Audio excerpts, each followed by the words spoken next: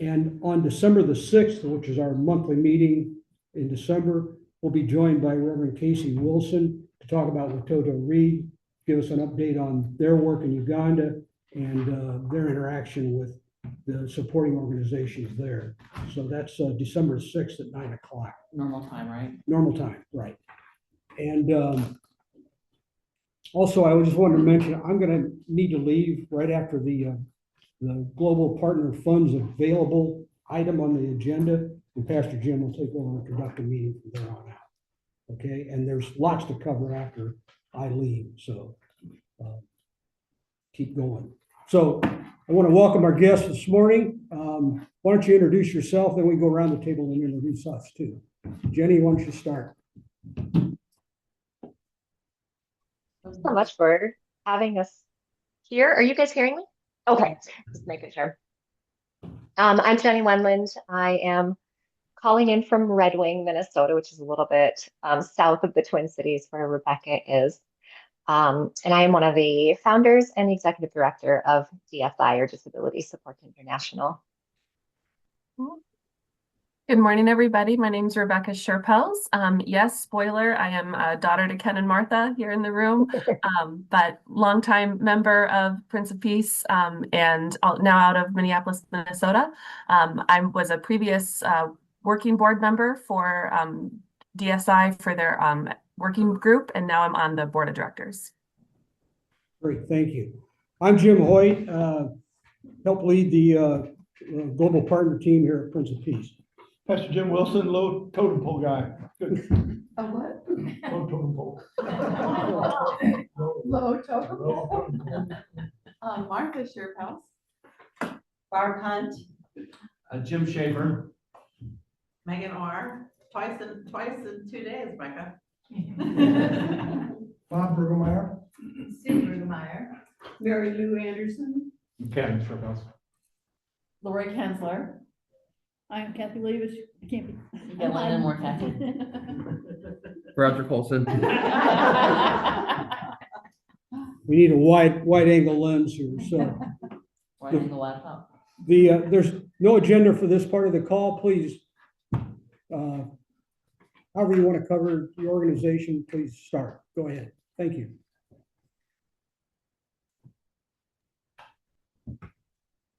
Again, for having us and letting us have this time to share about DSI. We plan, Rebecca and I, just to share some time here, and we'll share a little bit of the background of DSI, who we are, how this all started, what we do, and why we're here with you today. And, you know, of course, whatever's most helpful to you, just make this the conversation that you need. But to start, I just kind of thought that I would share a little bit of my personal background. And DSI is not a faith-based organization, but several of us in the organization are Christians. And I'll just say that I feel like God has called me into this field and into this work. And so I'm going to share just a little bit of my background, how DSI started, and then what DSI is all about. When this story for me is, it's personal and it's professional background that led to the start of DSI. And it started when I was really young, when I was 5 and my younger brother was 4. He was diagnosed with a huge golf ball sized tumor in the center of his brain.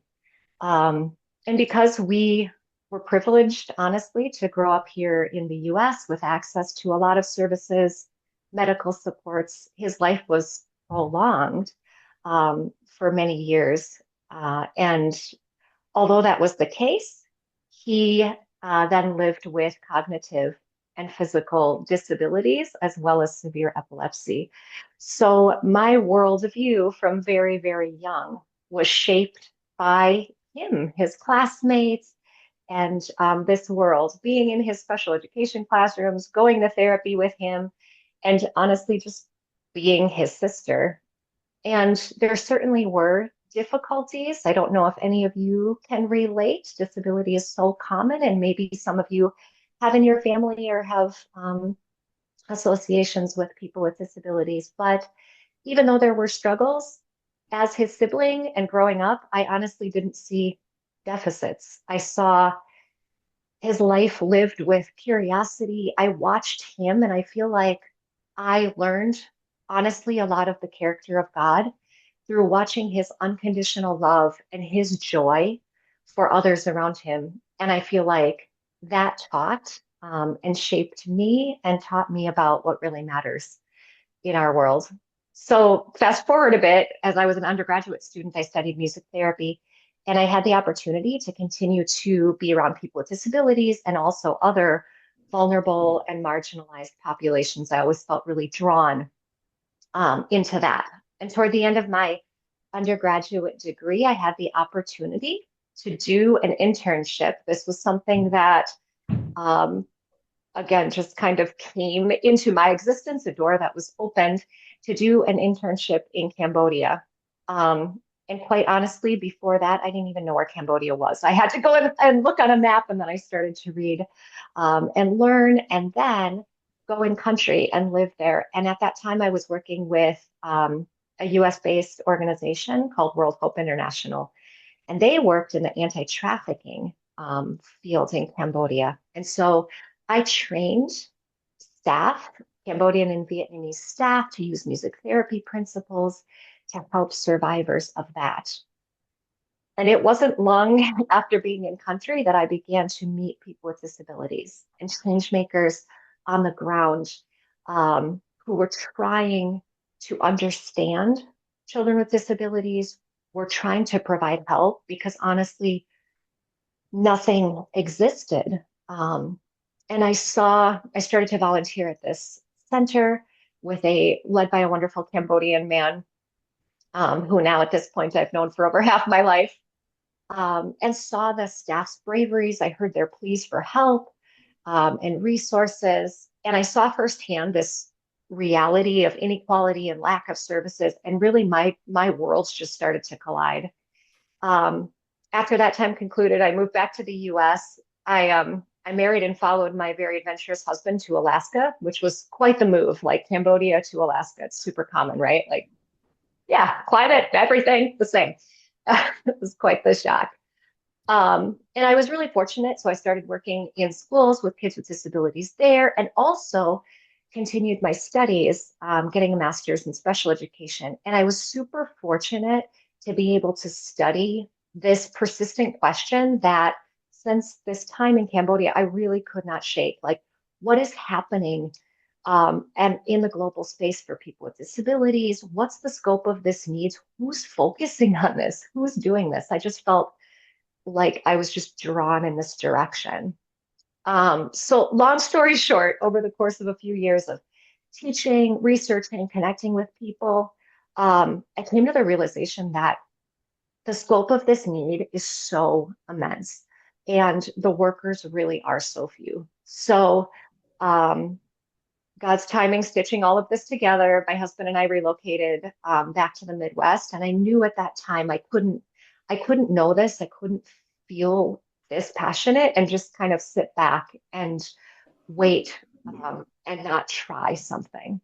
So it was definitely born out of a leap of faith to start DSI. And our organization started officially just about 10 years ago in 2016.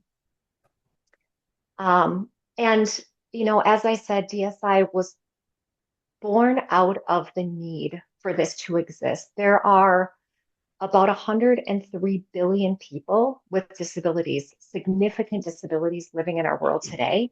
And the kicker of that is that about 80% of them live in the developing. And I know that your team here supports other organizations in different countries doing disability space. So I know you may know some about this already, but really that is why DSI exists. I never thought that I would be the director of an organization. I never thought that I would quite be doing this role with a background in music therapy and special education, but the need for this is so huge. And I see that day in, day out in my role now. I talk to people, and that is just continuously reaffirmed for me all the time in the things that people said and people yeah, the urgency for this in the stakeholders that we work with. Really at DSI, we envision a world where every person with a disability can get the care and support they need right from within their local community. We truly want to work in a way that empowers those in their local community and allows them to be the drivers of change, and for people with disabilities to be able to contribute to their society to lessen this vicious cycle of disability and poverty. And ultimately, we really do want a world where we can back out of places where people do not need our support and our assistance, where DSI doesn't need to exist, right? Because there isn't this great inequality and need. So I know that, and thank you for reading the organizational brief that we sent over earlier. So I'll just briefly just share about our two programs a little bit, because I know we gave you some information about that already. And then I'll turn it over to Rebecca to continue sharing a little more. But we have two areas of programming at DSI. We operate something called the Global Disability Directory, which was an innovative program that we created, developed the year after DSI started. We host a directory on our website that has information about organizations that are working throughout low and middle income countries to help bring visibility to them and what they're doing, and also help anybody that needs it find out about those organizations. People contact us all the time, organizations, families, parents, people with disabilities themselves, like, I don't know any resources. I don't know where to get help. And so if we know about it, we can use that as a resource. And we leverage that within DSI all the time to do those things. And our second area of programming, which I think we'll probably spend most of the rest of our time talking about here, is the bulk of our programming at DSI, which is focused on training work. So for the history of DSI to this point, we have worked really deeply in Cambodia. And I don't know, I have a couple of slides. I don't know if at some point, I don't know how much you guys can see the screen, how big or small it is. But I can certainly screen share so you can see a couple of images too, if that would be helpful. But we... Full screen. I could probably make it full screen here, Jenny. Okay, if that's helpful. Just so you can kind of see a bit of information that I'm talking about as well. Sorry, maybe I should have done that. I think it's okay if she does it, if she just shares her screen. Okay, Okay, let me you try just that. do it. Share your screen. Okay.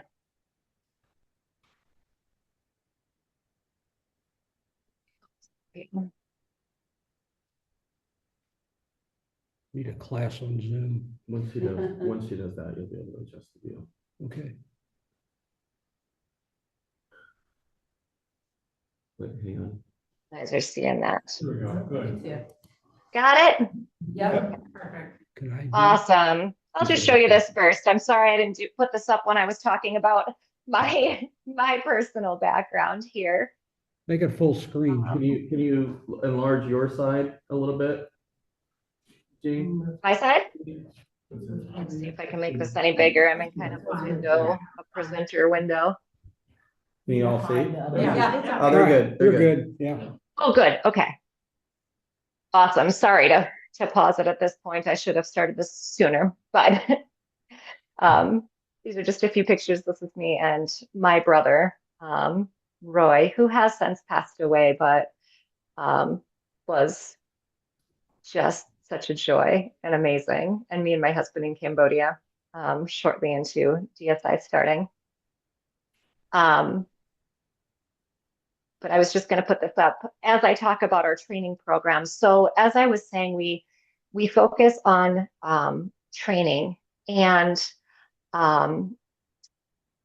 we really aim to bring critically needed information to disability organizations, and especially teachers, who are trying to understand kids with disabilities and desperately want to figure out a way to make them included in classrooms, whether that's in a like a local nonprofit or NGO in their local community, so maybe a school just for children with disabilities, or we also work within public schools as well, training teachers who are supported by the government and by the public schools to be able to have this information too. And when we decided within DSI that disability training was going to be a program and a way to live out our mission that really did impact people for the long term in these countries and was something that people were asking for, we put together a team. And this is where I met Rebecca, and she really started working with DSI.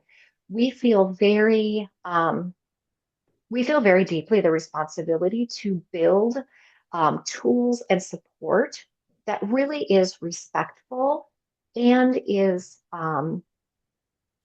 at an equal place where we put people in country at an equal level with us, right? To help inform us, to be able to have what they need to realistically impact their communities. For teachers right now who are saying to us, what do I do? What do I do with this child right now to keep them in the classroom and help them? But also looking long term as well. How do we help be kind of the first building blocks to help even in Cambodia? We're working with local partners, but also the Ministry of Education, who are looking really long term and are helping to build special education nationwide. And they're just in the first steps of that. So we want our training to be realistic and responsive of that. And so we built a team called our advisory working group to build our disability training model. That's where Rebecca started on that group. And we developed a training of trainers model that gives people key information and tools. And we do that, we call it modules. So we build a module at a time and it's a topic. And then we implement that to a cohort of about 20 master trainers, we call them. So in-country leaders in these organizations and leading teachers. And then we give them the support and the tools to continue to spread that in their local communities out to schools that they work with. And we have been doing that in Cambodia. Honestly, since we could get back in the country after COVID, we got a bit delayed because of COVID. But as soon as we were able to get back in and start, we have been running this program with 4 partner organizations. So you can see on the team here, on the slide here, who is actually doing this work. So we have 4 partner organizations that we've had for a long time in Cambodia. These are the leaders in the field. We have a cohort of 20 master trainers that we've been working with. They have led the way with us to train hundreds of teachers, impact over 1,300 children a year with significant disabilities over the past few years. And so we're seeing very, very good evidence that this is an effective training model and way that we're working. So before I turn it over to Rebecca here, I'll just kind of tell you the rest of the information on this slide here. So who is DSI and how big are we? We are certainly quite a small organization in terms of personnel. We have 2 part-time staff. I'm one of them. And the other one is a Cambodian. So he's our Cambodian program coordinator, obviously in Cambodia, and he coordinates all of our partners, our training program there. He is a phenomenal human being. And if you're interested in learning more about a lot of things, you can go onto our DSI blog, learn more about his background and story. It's powerful. We have a working board of and some regular skilled volunteers that help us build training curriculum, travel and train with us, about 10 people at any time there. And as I said, this core team in Cambodia. And then, of course, connections to hundreds of other disability organizations who we network with and we do other things remotely with all the time. Yeah, All right. Do you want to pick it up from here, Jenny? go for it. Yeah. All right. Thanks for giving that overview, Jenny. I do have to just start by saying that I have immensely enjoyed working with Jenny and the team at DSI. She's one of the first people I met after I moved to Minnesota. And as a person is wonderful, but also as an international development professional, I've never worked with anybody more ethically and morally grounded in doing this in a culturally sensitive way, focusing on collaboration. She and Mick, her husband and co-founder of DSI, have really created something special here. Not because they set out thinking we're going to build a nonprofit, but because they saw a need and this is their response to it. They're really, the disability directory, for example, it's a lot of work for DSI to keep that together and moving. And it's because nothing like that exists. It's one site that sort of tries to collect disability orgs from all over the world. So if you're in a country and you don't know what your resources are, you can find this page and see who are the people doing the work in my country, right? So they're really responding to, DSI really responds to what is the need? How can we help fill that gap globally, but also, at that local level. So the work that DSI has done in Cambodia, as Jenny mentioned, training 20 people has trickled down to impacting 1,300 kids, right? One training, what that leads to, with just starting with a couple of days and 20 people. So just to highlight the impact that what sounds like, a humble beginning really has a ripple effect that's very meaningful. And so we're looking to, grow that ripple effect even further. The work in Cambodia continues, again, with our partner T, and the great relationships that DSI has fostered over the last, almost 10 years coming up here. And with that, we're ready to expand and find a new place. So, and grow into other areas where this is also a need, which, spoiler, is everywhere, right? Disability exists everywhere, and especially in lowest income countries, often a very, very overlooked population. So you've heard me talk about this before with GDPU, the Gulu Disabled Persons Union, who's another one of your partners who you generously support. They're also a member of the Global Disability Directory. So Jenny and Ojak Patrick have been in touch, have presented together. So it's great to kind of see these circles starting to come together. So to answer a couple of questions that were in sort of the prep materials, where the work is currently focused in Cambodia, but we're looking to expand, which I'll get to. There's a question about, is the work dangerous where we're going? No, I mean, with any international travel, there are ways to, that we're very careful about, supporting our volunteers, making sure that all the paperwork is in order, of course, but that's all very judiciously done. I do recall Jenny spent, was it 10 days in a hotel in quarantine in Cambodia, like the first trip after some COVID restrictions lifted, and she was just hanging out in a hotel for 10 days until Yeah, that was quite an experience. Yeah, literally when I say we started the actual training right after COVID, I literally mean we were watching this so closely with our partners during COVID, doing support things, of course, remotely during COVID. But I mean, Asia locked down hard, Cambodia locked down hard. So we're watching for the timing, and we saw it. We saw the timing, but I had to work so hard. The country was literally still shut down when I went back in, following our partner's lead for when they wanted to start this training. And yeah, ended up spending 10 days in government mandated quarantine. Literally couldn't even open a window in my room. But again, like, I could just speak to so many times that I feel like God's timing goes before us. I was in country and actually got out of quarantine early when the Ministry of Health dropped the restrictions. And I was with our partner organizations when they reopened classrooms. It was an incredibly powerful time. Yeah. Yeah. Oh, yeah, just incredible dedication there. So I do want to check real quickly. Did we have 30 minutes for this, or are we going to go for a few minutes? Yeah, I think we could go till like 40 after 22. Okay. Sounds good. Some other things to cover, but that will work out.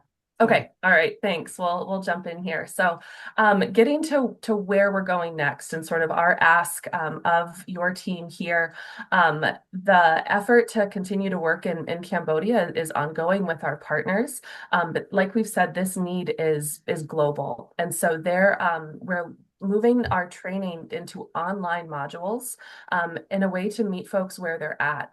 There are groups in Kenya and Uganda who are already interested and ready to implement. We just need the resources to get started. And when we did a soft launch of this online training that would take these same modules that have been done in person in Cambodia and put them in an online setting, complete with coaching and other sessions to make sure leaders have the support as they go through the training. When this was launched, 20% of the disability directory raised their hand saying, yes, we're interested, we want to do this.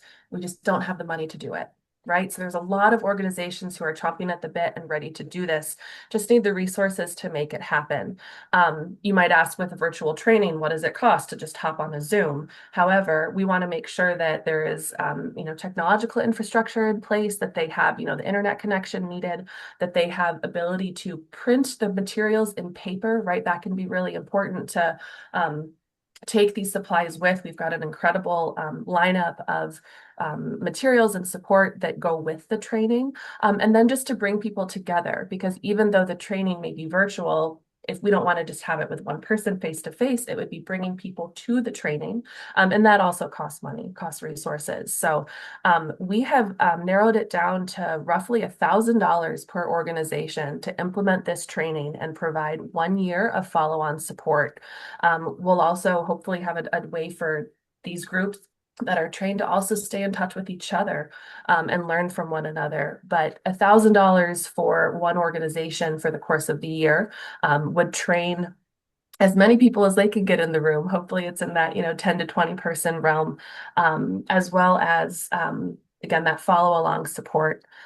So what we're asking of your team, as the Closet Cause resources are available, would be a $5,000 grant to help get this started with 5 organizations over the course of this next year. Again, we already have some groups lined up who are interested. They just need the resources to make it happen.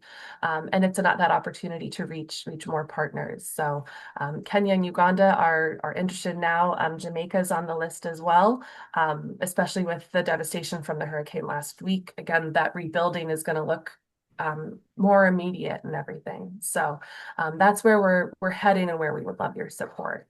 So, Jenny, I'll turn it back to you, or if you want to open it up for questions. Yeah, can I? And I see, jump in? Ken, I see you indicating, go ahead. Yeah, just during the time that I've gotten to know Jenny and, during the past couple of weeks preparing for this meeting, I kept thinking how much good they're doing with so little. And the fact that $1,000 training, they now have 1,300 kids who've been affected by this. We help support 2 students in nursing school in Haiti every year.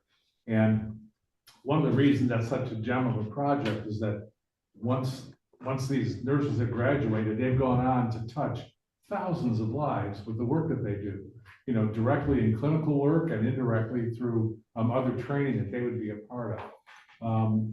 And the number of teachers and former teachers around this table, we know firsthand that kids with disabilities are probably the most underserved group in any school district, and that includes in the U.S. today. They don't have everything they need because you need specially trained people, you need materials, you need special spaces that are set up for people. And that umbrella of disability, you're talking about physical disabilities as well as developmental, intellectual disabilities. So it's a big population to deal with. And the way that Jenny's group is doing this, one training at a time, I mean, the opportunity for growth here, I think, is really amazing for not a whole lot of money. And I'm quite impressed by what they're able to do with the resources that they have. That we're already working with people with disabilities in Uganda to the project that Becca brought to us with the building the bathrooms at the schools. Yeah. And, so this certainly, lines up with the kinds of groups that we like to support through our group. Yeah. So I think this is just a great opportunity for us. And the timing of your call is right on because we're about to start talking about the donation profile for this year. So it's your timing is perfect, actually. Very Okay. good. What else? Can we close the screen, the screen share now? Yeah, Thanks. Yeah, Becca, absolutely. how many other organizations like ours are supporting There you go. DSI? I'm sorry, I don't think, what was the How question? many other organizations like ours are supporting DSI? Where are you getting your funding from?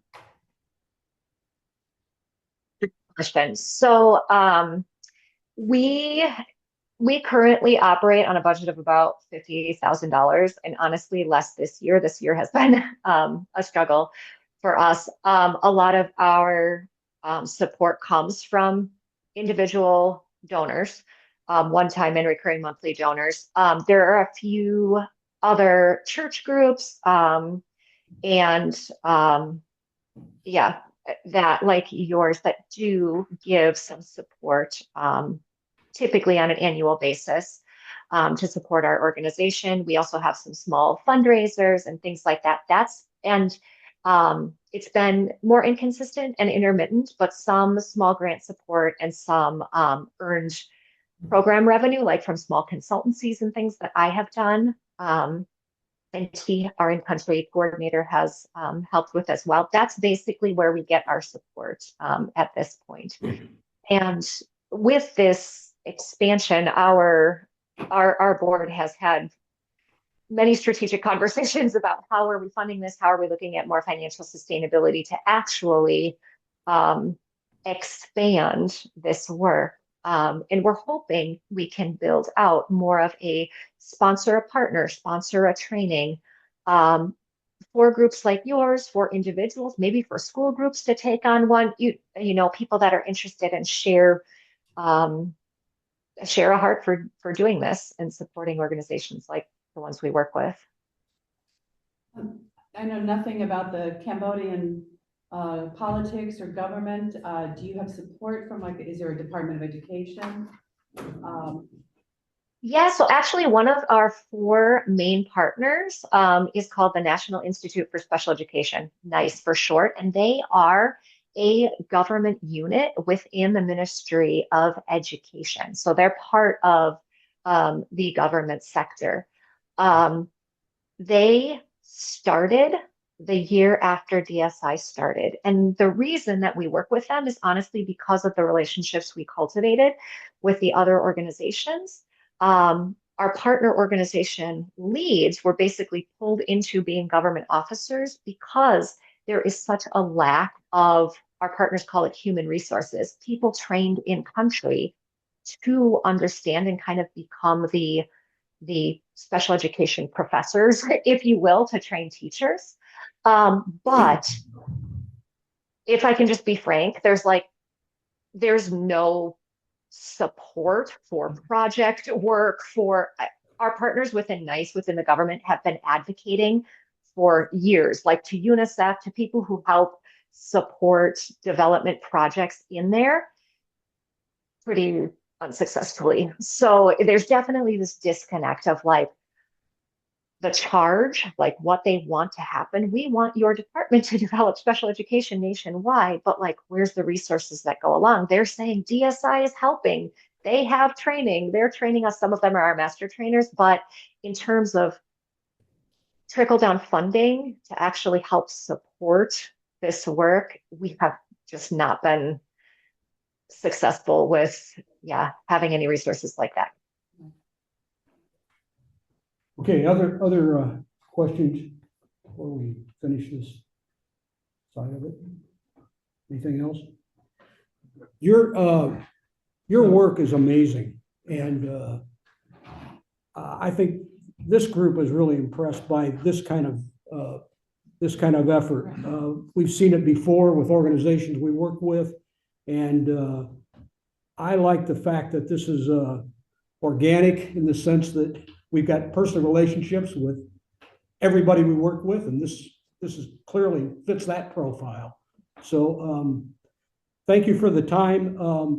Jenny, if you could send us your PowerPoint, your charts, I'd be happy to distribute that to the group for more information. Yes, That'd yes. be great. And we're like I said, we're in the process of discussing the contribution, the donation profile for this year. So the timing is perfect. So That's unless there's perfect. something else I'd Yes, like I to will. go ahead.